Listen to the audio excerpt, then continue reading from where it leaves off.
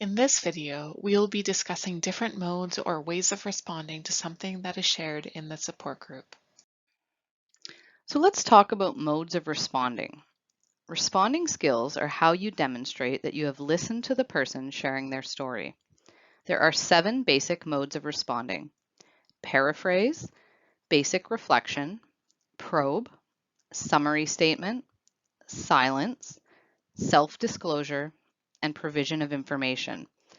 We're going to look at these in a bit more detail. And don't worry, you'll have lots of opportunity to practice these in different scenarios that may arise in a support group setting. You're likely already using these modes of responding in your day-to-day life. Their names aren't really important, but what is important is that you show that you're listening and that you encourage the person to move forward with their story. Let's go over some of these in some more detail. Let's start with paraphrasing. When paraphrasing, you repeat in your own words the content expressed by the person. You can ask yourself, what is the essence of what I just heard? It helps the person focus their thoughts so they can move forward with their story. The focus is on the content, what the person is saying and thinking, not the feeling. It helps to think to yourself, how can I rephrase this in a way that is both concise and captures the spirit of what has been said? By putting "it sounds like" or "it seems like" or other similar wording, you soften your statement and allow for more space for the person to disagree or correct you. Let's look at an example. So in this statement, this is similar to something that might be shared in a caregiver support group. My mother is in denial. She minimizes the effects of dementia on her life. I am scared that she might endanger herself, but at the same time, I don't want to take away her independence. So how might you respond? If paraphrasing, you might say, you want to help your mother, but you don't want to take away her independence. Or, you care about your mother, but you're not sure how to help her without taking away her independence. While paraphrasing focused on the content of what was being shared, basic reflection focuses on the feelings that are spoken and unspoken, not just on the content. So what is the difference between spoken and unspoken feelings? Unspoken feelings are expressed through nonverbal communication. A large part of communication is nonverbal. One advantage of basic reflection is that it provides insight to the person about their own feelings. Most people talk more easily about their situation and their thoughts than they do about how they're feeling. Most people find it difficult to recognize and acknowledge their feelings. People usually talk without using feeling words. When we look past the content and at the feelings being shared, we get a better idea of the meaning of what is being said. Paying attention to verbal and nonverbal cues is very important to do this. Ask yourself, what feelings are the most present in what was just shared? You can then connect a feeling with a situation or a context in your response to the group member. For example, it sounds like you feel anxious when you visit your mother. The context is the visit and the feeling is anxiety. Let's look at another example. So in this example, a care partner shares, my mother minimizes the effects of dementia on her life. She lives alone and she has fallen a few times already. I am scared for her. How might we respond? Using basic reflection, we could say, you're worried about your mother living alone. Or, you are anxious about your mother's safety. In these examples, we are focusing on the feelings while connecting them to the situation of living alone. Let's go over a few more ways that you can respond using basic reflection. So you might just focus on the feelings. For example, you seem relieved. It looks like you are anxious. It sounds like you may be feeling frustrated. Or you can connect the feelings with a situation. You seem relieved when you talk about your husband giving up his license. It looks like you're happy at how things went at the Adult Day program. It sounds like you're feeling stressed with this decision to move Gary into long-term care. This phrasing, using it sounds like or you seem, gives the group members a chance to correct you if you've got the feelings wrong. In the final example, you might say something like, "It must be frustrating because of the inconsistency of the care staff." But I want to caution against overusing this example. We want to be very careful not to tell people how they must be feeling about something. The preference would be to use the examples previously, using you seem, it looks like, or it sounds like, instead of it must be. Now let's discuss probing. The purpose of probing is to encourage the person's own exploration, to clarify content or feelings, to get the discussion going, or to show that we are listening. So what's the difference between an open and a close-ended question? A closed question can be answered by yes, no, or by a single word. An open question cannot. An example of a closed question might be, did the physician give you a diagnosis? While an open question would be, what was your reaction when you heard the diagnosis? As you can see on the screen, open questions often start with how, what, when, or where. But we never want to start an open question with why. Starting a question with why is indeed an open question, but it often has a judgmental tone.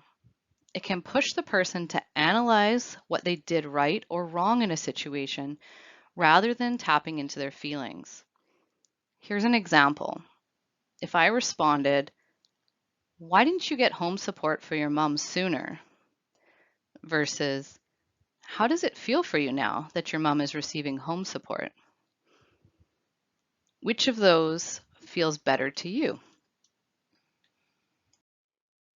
Here are a few more examples of how you can respond using open questions.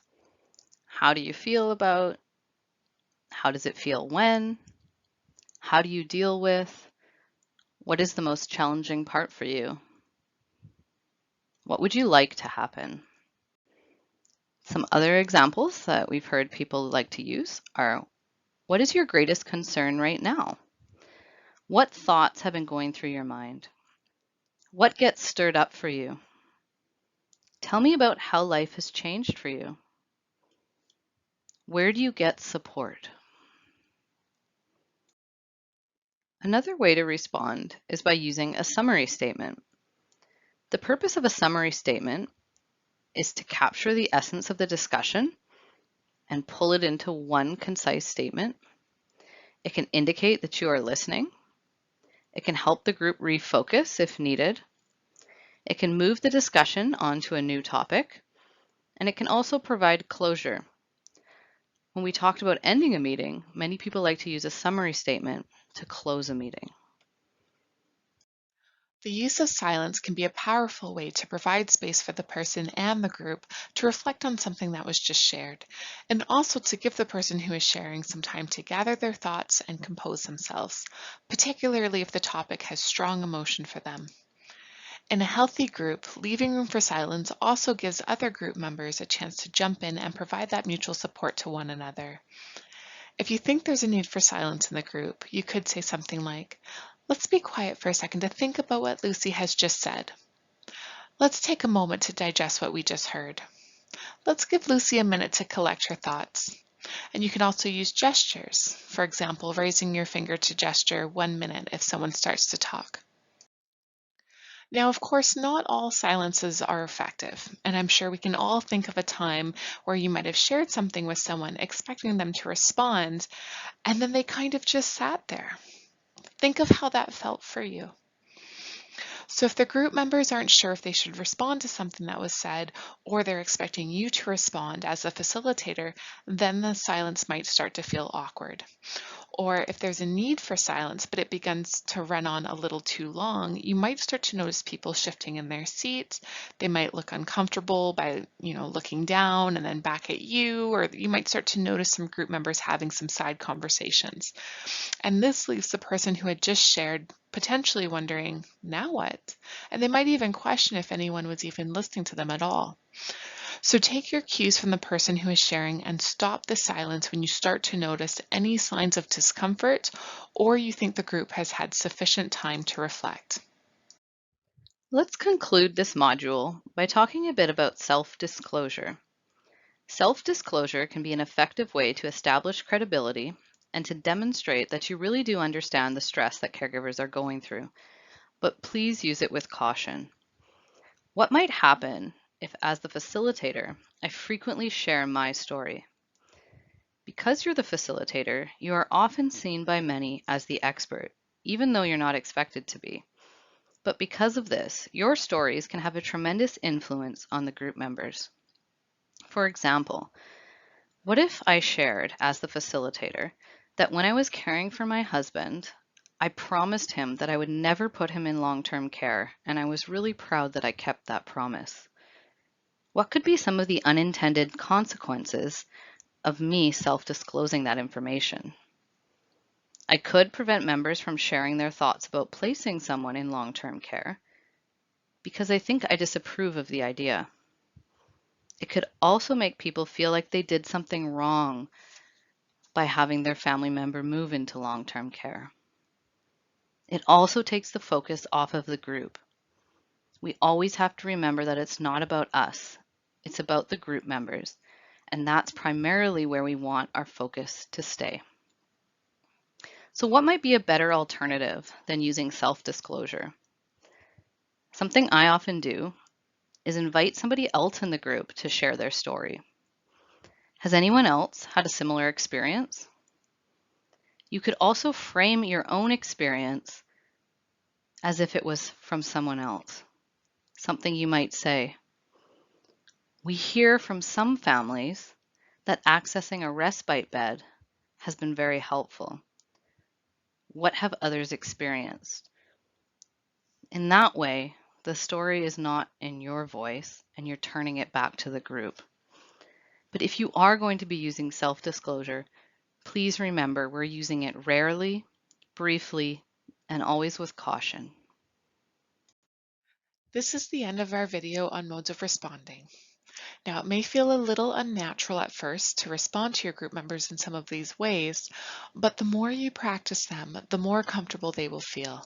And ultimately, it doesn't matter which responding strategy you use, as long as the way you respond demonstrates to the person that you're listening and encourages the person to move forward with their story. Now, if you have any questions or concerns after reviewing this video, please contact your staff supervisor.